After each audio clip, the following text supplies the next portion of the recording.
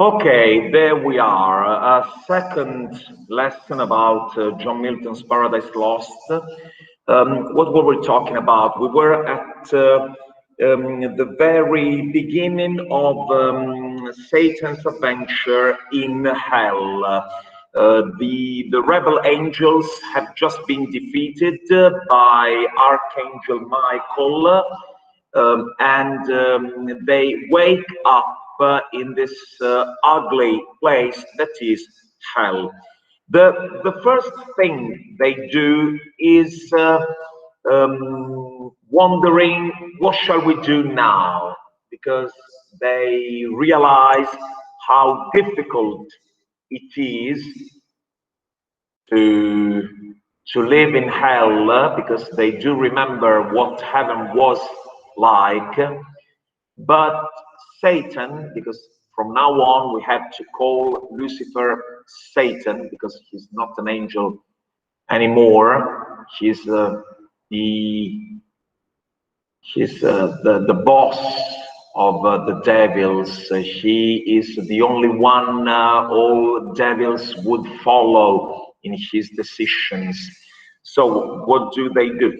First, they build a palace called Pandemonium, which should mean the palace of all evil, all demons, all devils. Pandemonium. It is the palace of Satan, and Satan gathers, he summons all the other devils to discuss what they have to do next. So this is the famous speech given by Satan, which has always conquered the readers.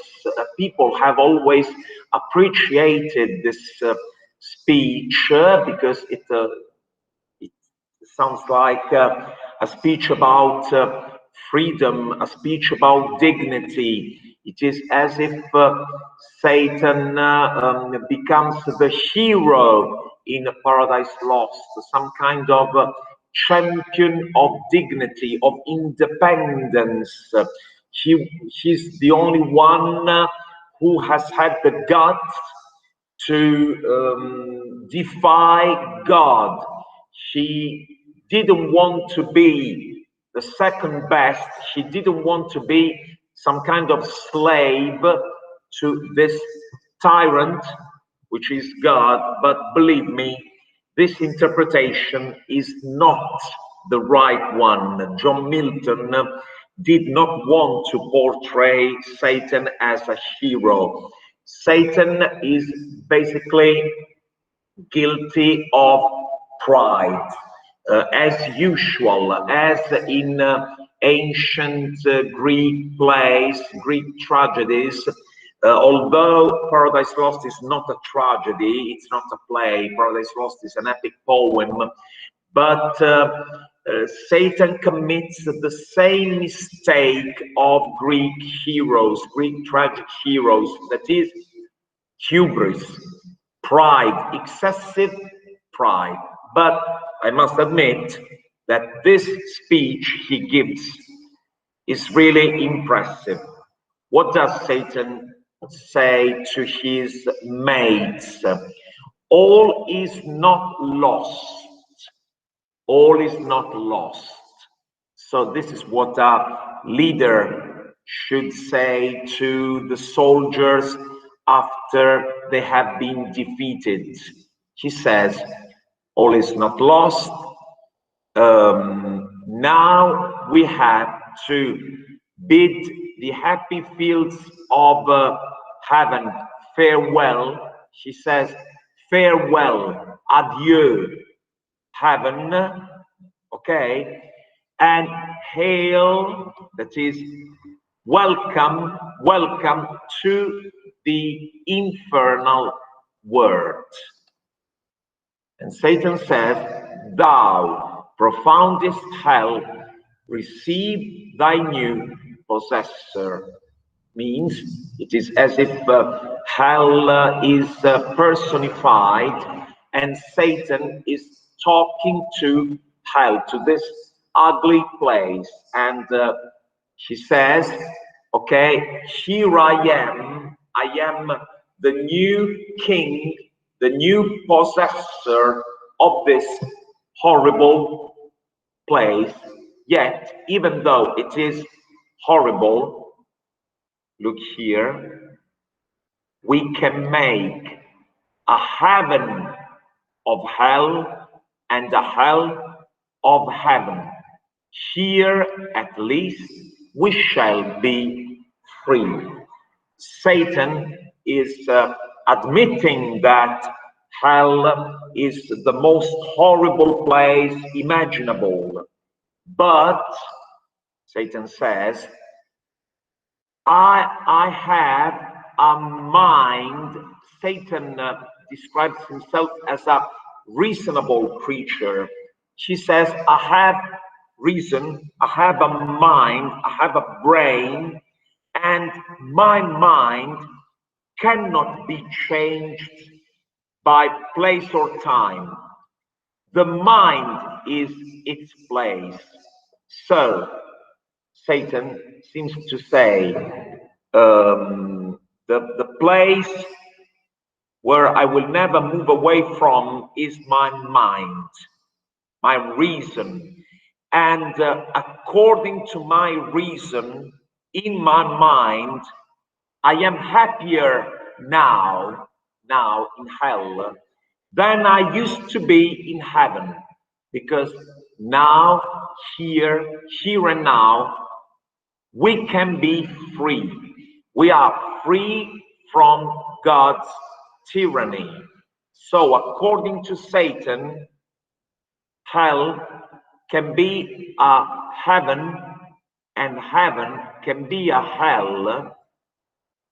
If you want to be free, even the most beautiful place in the world looks like hell if you're not free. If you're in a cage, this cage can also be made of gold. It can be a golden cage, but still it is a cage. You are deprived of your freedom, of your liberty. So that is hell, according to Satan. And he goes on, here we may reign secure. It means we are not in danger. What should be the danger in this speech? God. But, well, listen, we really have to understand that Satan is just trying to justify to the other devils how what a huge loss they have suffered, falling from grace, falling from hell down, from heaven down to hell. It was a horrible loss. So he is trying to justify what has happened. He is trying to say, okay, it was the best thing we could do to rebel against God, even though we have lost the beauty, the grace of heaven, of the Garden of Eden. At least here we are free.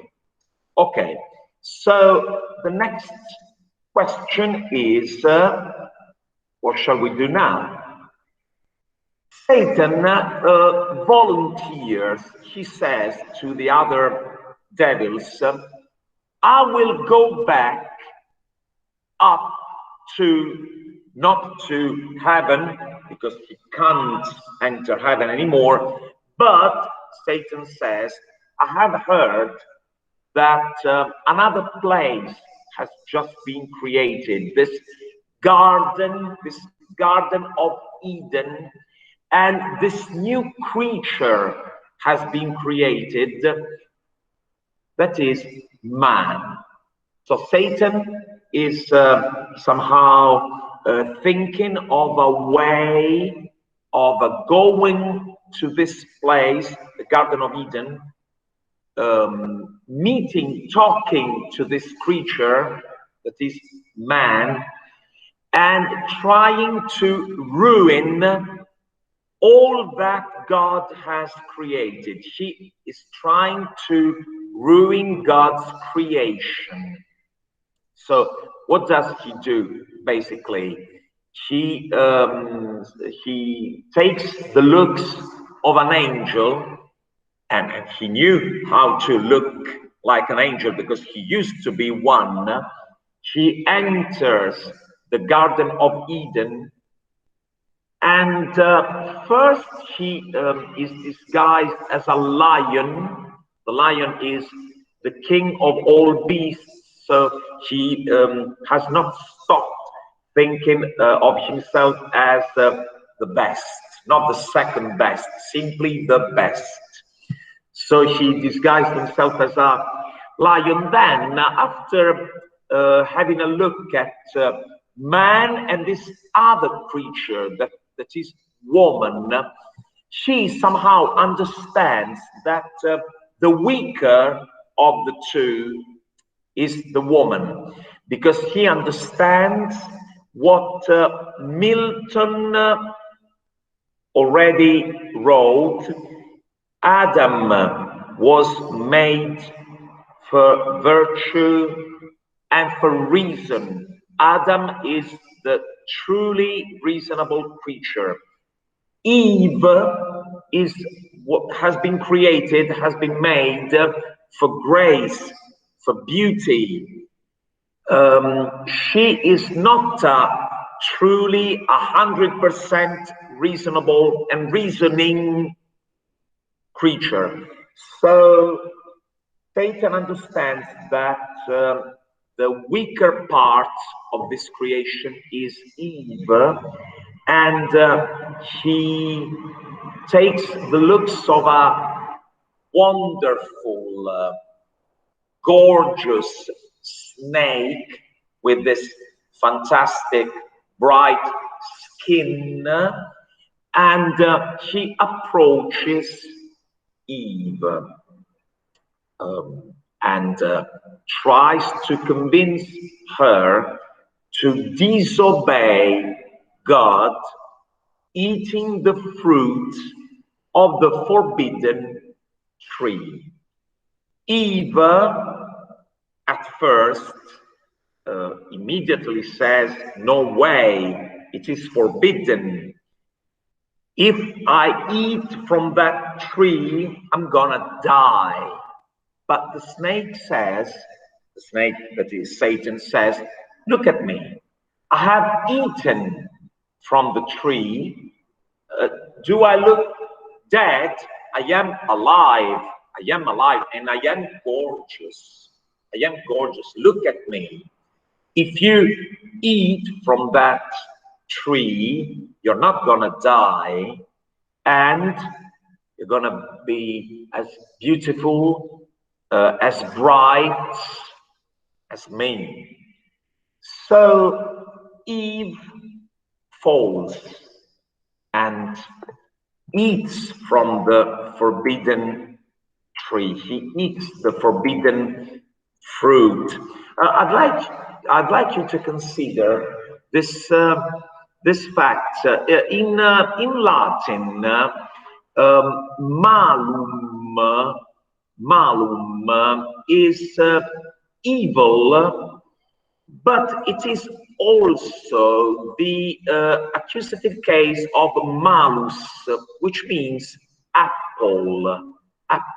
So malum can be, if I say edere, that is to eat, malum, it basically means to eat an apple, but it also means to taste what evil is like, because malum is evil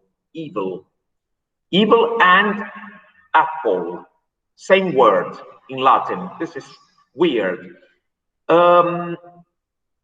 After committing what is defined as the original sin, the first sin ever committed, Eve is ashamed. But what about Adam? What about Adam? Adam understands what she has done, but he loves her. So this is what she said. How can I live without thee, without you? Should God create another Eve and another rib I afford, yet loss of thee would never from my heart. No, no, I feel the link of nature draw me, flesh of flesh, bone of my bone you are, and from your state mine will never be parted. Bliss or woe, that is, you're made of the same flesh and bones I am made of. And in fact, we do know that Eve was made by God from a part of Adam's body. So basically, Adam says, whatever is going to happen to you, if you're going to be punished, if you're going to die, I still don't know what God will decide about this sin of yours, the sin you have committed. Whatever is going to happen, I want to be with you. I want to share the same destiny as you, because I can't live without you. Okay? And so what happens is already known. They are expelled from the Garden of Eden. They go to this place which is called the earth. But look, the final message of Paradise Lost is not that of punishment, some kind of revenge God takes against Adam and Eve. Not at all. First of all, Adam discusses once again with Raphael, with God, about this punishment. What is it gonna be? He will have to work, but Adam says, okay, but if I work, if I have a job, if I make things using my hands, this is gonna make me happy. So it's not some kind of punishment having to work.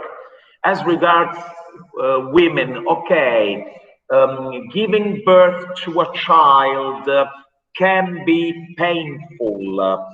We know that when a child is born, it's hard for the mother.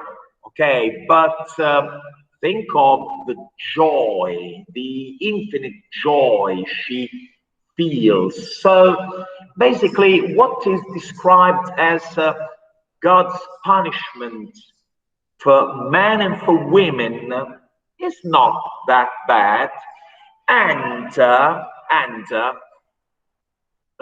we also have to consider that there's a sequel to Paradise Lost, that is Paradise Regained. What is Paradise Regained about? The fact that God is already thinking of a solution for evil, for sin.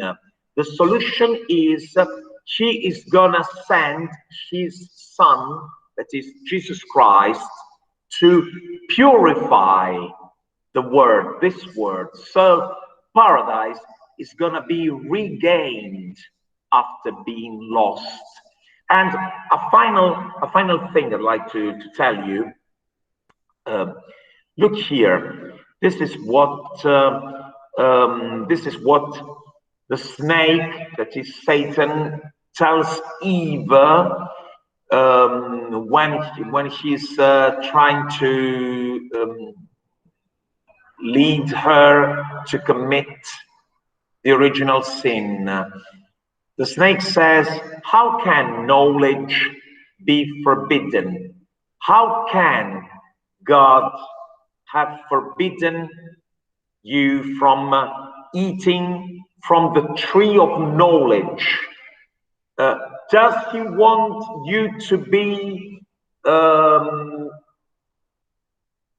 creatures, human beings, without a perfect knowledge of what good and evil is? How can it be a sin to know? How can it be dangerous to be willing to look through things? How can it be a sin to want to discover things, to taste things? And look, another thing, especially in also in Latin, the two verbs indicating having a taste and getting to know something are a single verb. It's sapere.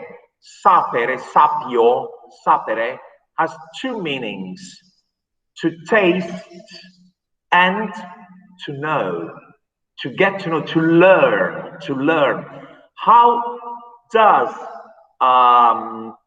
kids learn things? By putting things in his mouth. The first thing a kid tries to do is tasting things. According to the taste a thing has, the kid will decide if it's good or bad. So, once again, Milton somehow underlines, remarks how important it is for human beings to be able to use reason, and reason is about distinguishing between good and bad things. The real use of reason is this idea of discerning, separating good and evil. So once again, one of the central messages in Paradise Lost is that humans are able to use their reason, and they must never stop doing that.